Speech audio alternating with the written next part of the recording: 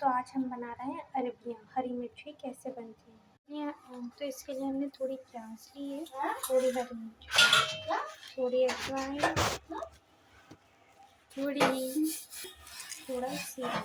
हमारा तेल हो चुका है गरम, इसमें अब हम ये डाल देंगे। अब इसमें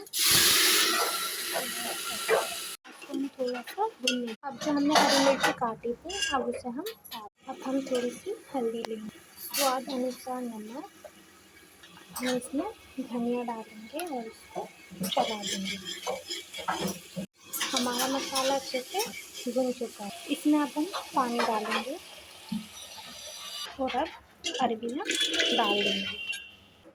पानी हमेशा अरबी से ऊपर होना चाहिए। फाइनली हो गया, अब हम इसे बंद कर। अब हम इसमें 2 से 3 सीटी आने देंगे। 2 से 3 सीटी आ चुकी है, अब हम इसे चेक। फाइनली हमारी अरबियाँ बनकर तैयार हो चुकी हैं।